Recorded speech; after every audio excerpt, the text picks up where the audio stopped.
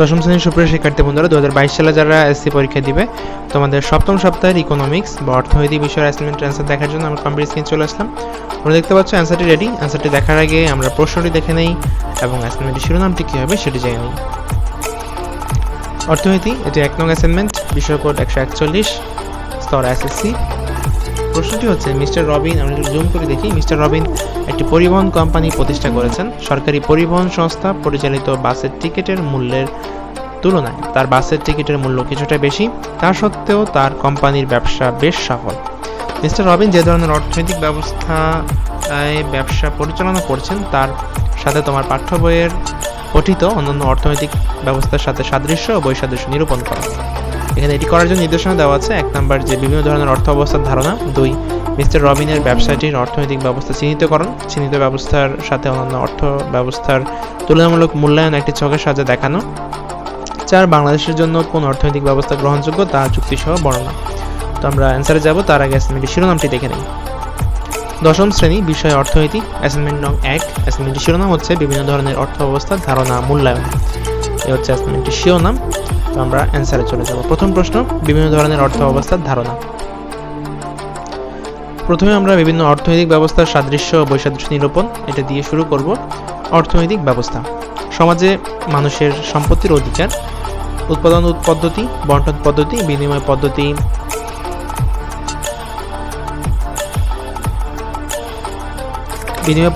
ভোগ পদ্ধতি বা ভোগ ক্ষেত্রে স্বাধীনতা, শ্রম নিয়োগ, ব্যবসা বাণিজ্যের গতি প্রকৃতি প্রভৃতি বিষয়ে অর্থনৈতিক কার্যাবলী সম্পাদনে প্রাতিষ্ঠানিক ও আইনগত কাঠামো গুরুত্বপূর্ণ ভূমিকা পালন করে।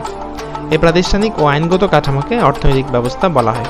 সকল সমাজেই অন্ন, বস্ত্র, বাসস্থান, শিক্ষা, চিকিৎসা, কর্মসংস্থান প্রভৃতি সমস্যার স্বরূপ প্রায় একই, কিন্তু বিভিন্ন সমাজে প্রাপ্ত সম্পদের সাপেক্ষে সম্পদ পদ্ধতির ভিন্নতা রয়েছে।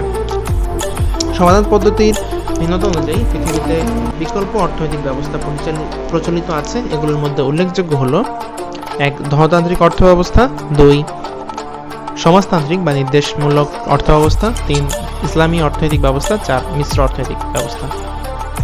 আচ্ছা, এখানে 2 হবে সিরিয়ালটা মিসটেক করছি আমরা। আচ্ছা, 2, এটা 3, এবং সিরিয়াল হবে আর কি। তো 1, ধনতান্ত্রিক অর্থ ব্যবস্থা। 1789 সালে ফরাসি বিপ্লবের মধ্য দিয়ে সমগ্র ইউরোপে ধনতান্ত্রিক অর্থনীতির সূত্রপাত ঘটে। ক্লাসিক্যাল অর্থনীতিবিদ অ্যাডাম স্মিথ এবং তার অনুসারীরা এই অর্থনীতির দৃঢ় প্রবক্তা ও সমর্থক। ধনতান্ত্রিক অর্থ ব্যবস্থা হলো এরূপ একটি অর্থনৈতিক ব্যবস্থা যেখানে প্রত্যেক ব্যক্তি উৎপাদন, বন্টন ও ভোগের ক্ষেত্রে পূর্ণ স্বাধীনতা ভোগ করে। সুতরাং যে অর্থ ব্যবস্থায় ব্যক্তি সম্পদের মালিকানা এবং ব্যক্তি স্বার্থ বিদ্যমান থাকে এবং সরকারি হস্তক্ষেপ ব্যতিরেকে অবাধ দাম প্রক্রিয়ার মাধ্যমে বাজার পরিচালিত হয়, তাকে ধনতান্ত্রিক অর্থ ব্যবস্থা বলা হয়। তো BL লেনিনের মতে ধন বলতে কলতে চলে আসছে, এটা বলতে হবে, বলতে উৎপাদনের ওই উন্নত স্তরকে বোঝায় যেখানে মনুষ্য শ্রমের উৎপাদন শুধু নয়, মনুষ্য শ্রমশক্তি নিজেই পণ্য পরিণত হয়। 2, সমাজতান্ত্রিক অর্থ ব্যবস্থা বা নির্দেশমূলক অর্থ ব্যবস্থা। 1917 সালে রাশিয়ায় জারতন্ত্রের পতন ও লেনিনের নেতৃত্বে নির্দেশমূলক অর্থ ব্যবস্থা বা সমাজতন্ত্রের উত্থান হয়। পরবর্তীতে বিশুদ্ধ সমাজতান্ত্রিক চিন্তাবিদ মাও সেতুং এর নেতৃত্বে চীনেও নির্দেশমূলক অর্থনীতির প্রয়োগ ঘটে। নির্দেশমূলক বা সমাজতান্ত্রিক অর্থ ব্যবস্থা এমন একটি সামাজিক ও রাজনৈতিক ব্যবস্থা যেখানে উৎপাদনের উপকরণসমূহের ব্যক্তিগত মালিকানা নেই। উৎপাদিত সম্পদ মানুষের কাজের পরিমাণ ও গুণ অনুযায়ী রাষ্ট্রীয় নিয়ন্ত্রণ ও কেন্দ্রীয় পরিকল্পনার মাধ্যমে বণ্টন করা হয়। এই ব্যবস্থায় পরিকল্পিত অর্থনীতির উপর গুরুত্ব প্রদান করা হয়। অর্থনীতিবিদ JF জার্গান এবং LB থমাসের মতে সমাজতান্ত্রিক অর্থ ব্যবস্থা হলো এরূপ একটি অর্থ ব্যবস্থা যেখানে সম্পত্তির রাষ্ট্রীয় মালিকানা বিদ্যমান এবং কেন্দ্রীয় কর্তৃপক্ষ অর্থনৈতিক সিদ্ধান্ত গৃহীত হয়। 3, মিশ্র অর্থনৈতিক ব্যবস্থা, যে অর্থ ব্যবস্থা ধনতান্ত্রিক ও সমাজতন্ত্রের দুর্বলতা পরিত্যাগ করে এবং গুণগুলো গ্রহণ করে গড়ে ওঠে তাকে মিশ্র অর্থনৈতিক ব্যবস্থা বলে। সাধারণত এই অর্থ ব্যবস্থায় ব্যক্তিগত ও বেসরকারি উদ্যোগের পাশাপাশি সরকারি উদ্যোগ ও সামাজিক নিয়ন্ত্রণ বিরাজ করে। এই ব্যবস্থায় সামাজিক দ্রব্যের জন্য ব্যয় অধিক হয়, যার যোগান দেওয়া ব্যক্তিগত উদ্যোগে সম্ভব নয়। জনগুরুত্বপূর্ণ খাত যেমন সড়ক নির্মাণ, রেলপথ, সমুদ্র বন্দর, বিদ্যুৎ কেন্দ্র, হাসপাতাল, টেলিযোগাযোগ নির্মাণে সাধারণত ব্যক্তিগত উদ্যোগ অপেক্ষা সরকারি উদ্যোগকে সমর্থন মনে হয়। সমর্থনযোগ্য মনে হয়। যুক্তরাষ্ট্র, যুক্তরাজ্য, জার্মানি, বাংলাদেশ, ভারত, পাকিস্তান সহ তৃতীয় বিশ্বের অনেক দেশে মিশ্র অর্থনৈতিক ব্যবস্থা প্রচলিত আছে। অধ্যাপক পি এ স্যামুয়েলসন এর মতে মিশ্র অর্থব্যবস্থা এরূপ একটি অর্থব্যবস্থা যেখানে উৎপাদন ও ভোগ কার্য সংগঠিত করার ক্ষেত্রে বাজার ব্যবস্থার সাথে সরকারি নিয়ন্ত্রণ ব্যবস্থার সংমিশ্রণ ঘটে। 4. ইসলামী অর্থব্যবস্থা। ইসলামের মৌলিক নিয়মকানুনের উপর বিশ্বাসকে ভিত্তি করে গড়ে ওঠা অর্থব্যবস্থাকে ইসলামী অর্থব্যবস্থা বলা হয়। তুরস্কের প্রখ্যাত অর্থনীতিবিদ ডক্টর সাবাহ ইলদিন জাইমের মতে ইসলামী অর্থনীতি বলতে ইসলামী শরীয়তের দৃষ্টিতে মানুষের অর্থনৈতিক সমস্যা ও তার আচরণের সুসংবদ্ধ বিশ্লেষণ ও অধ্যয়নকে বোঝায়। ইসলাম একটি সম্পূর্ণ জীবন বিধান। পবিত্র কোরআনে বলা হয়েছে আকাশ ও মাটির মালিকানা একান্তভাবে আল্লাহর জন্য নির্দিষ্ট। আল্লাহর এই মালিকানার প্রেক্ষিতে তার নির্দেশিত পথে মানুষের উৎপাদন, আয় সংগ্রহ, সম্পদের বণ্টন প্রভৃতি কার্যাবলী সম্পন্ন করবে। এই মর্মার্থই ইসলামী অর্থনীতির মূল কথা। এবার আসি মিস্টার রবিনের অর্থব্যবস্থা চিহ্নিতকরণ 2-এ। এটা আমরা 2 লিখে শুরু করতে পারি, তাহলে মনে হয় জিনিসটা সুন্দর লাগে। 2 লিখে আমরা শুরু করতে পারি। মিস্টার রবিনের অর্থব্যবস্থা চিহ্নিতকরণ। উদ্দীপকে মিস্টার রবিনের ব্যবসাটি ধনতান্ত্রিক অর্থব্যবস্থার আওতাধীন। যুক্তি: আমরা জানি যে অর্থব্যবস্থায় বেসরকারি উদ্যোগে সরকারি হস্তক্ষেপ ব্যতীত যাবতীয় অর্থনৈতিক কার্যক্রম পরিচালিত হয়। সেই অর্থব্যবস্থাকে ধনতান্ত্রিক অর্থব্যবস্থা বলা হয়। এখানে উদ্যোক্তা বা ব্যবসায়ী স্বাধীনভাবে উৎপাদন, বণ্টন ও ভোগ করতে পারে। এই অর্থব্যবস্থায় ব্যক্তি সম্পদের মালিকানা এবং ব্যক্তি স্বাতন্ত্র্য বিদ্যমান থাকে। অবাধ প্রতিযোগিতার মাধ্যমে ব্যবসায় পরিচালিত হয়। ধনতন্ত্রে উৎপাদক সর্বোচ্চ মুনাফা অর্জনের জন্য উৎপাদন করে। মিস্টার রবিন পরিবহন ব্যবসায় অর্থাৎ সড়কে বাস চলাচলের মাধ্যমে পরিবহন কোম্পানি প্রতিষ্ঠা করেছেন। গতানুগতিক বা যাত্রী সেবার নিয়মের বাইরে গিয়ে তিনি যাত্রী সেবায় কৌশলগত কিছু পরিবর্তন আনলেন। ফলে তার বাসের টিকিটের মূল্য সরকারি বাসের টিকিটের মূল্যের চেয়ে বেশি হওয়া সত্ত্বেও তার কোম্পানির ব্যবসায় তিনি সফল হলেন। এক্ষেত্রে তিনি স্বাধীনভাবে নিজস্ব প্রতিষ্ঠান পরিচালনা করতে পারছেন।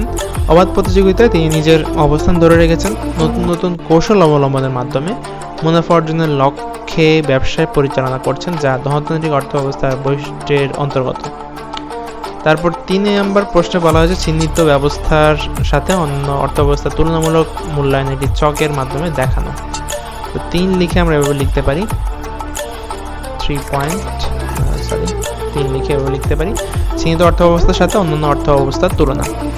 চিহ্নিত অর্থব্যবস্থাটি হচ্ছে ধনতান্ত্রিক অর্থব্যবস্থা। নিম্নে এই অর্থব্যবস্থার সাথে অন্যান্য অর্থব্যবস্থার তুলনা উল্লেখ করা হলো।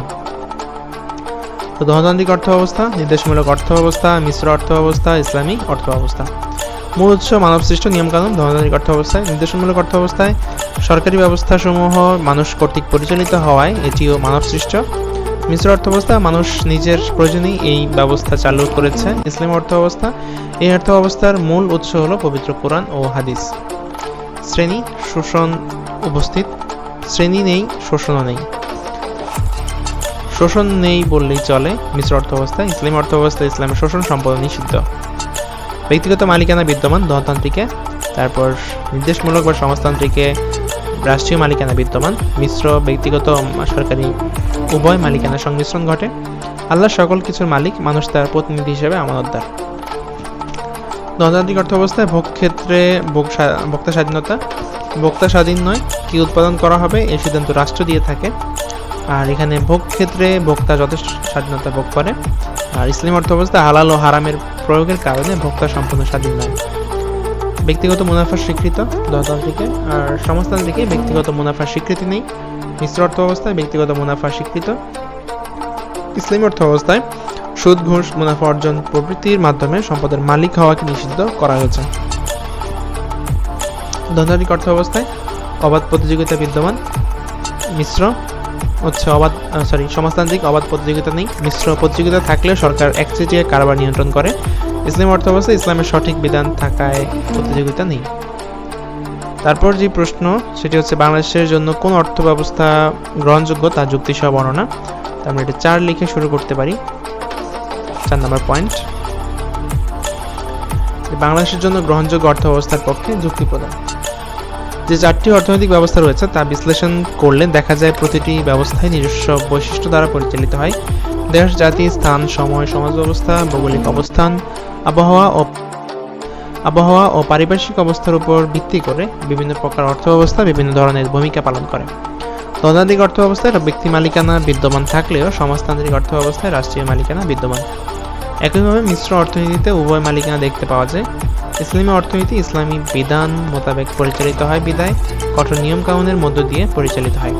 এছাড়াও অর্থনীতির সার্বিক বৈশিষ্ট্য বিচারে বাংলাদেশের জন্য মিশ্র অর্থনৈতিক ব্যবস্থাকে সবচেয়ে ভালো বলে মনে হয়। এর পক্ষে যে যুক্তিগুলো উপস্থাপন করা যায় সেগুলো হলো: 1. ব্যক্তিগত ও সরকারি উভয় মালিকানা বিদ্যমান থাকায় সম্পূর্ণ ঝুঁকি ব্যক্তিকে নিতে হয় না।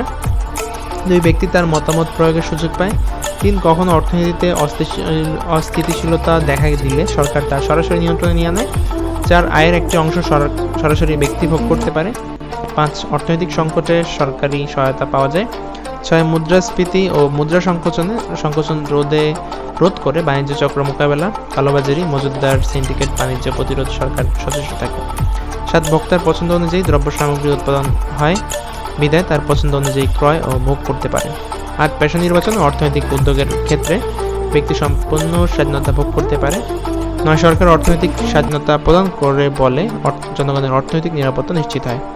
যদিও ইংল্যান্ডে মিশ্র অর্থব্যবস্থার সূচনা হয়, পরবর্তী পর্যায়ে ভারত, বাংলাদেশ, শ্রীলঙ্কা, নরওয়ে, যুক্তরাষ্ট্র, জার্মানি, পাকিস্তান সহ বর্তমানে অনেক দেশে মিশ্র অর্থনীতি পদ্ধতি ব্যাপকভাবে প্রচলিত।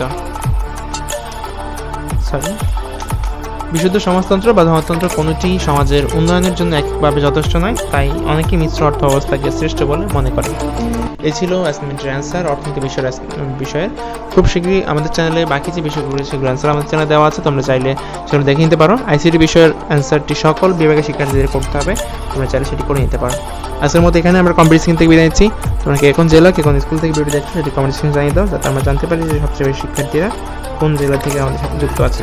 ধন্যবাদ সবাইকে।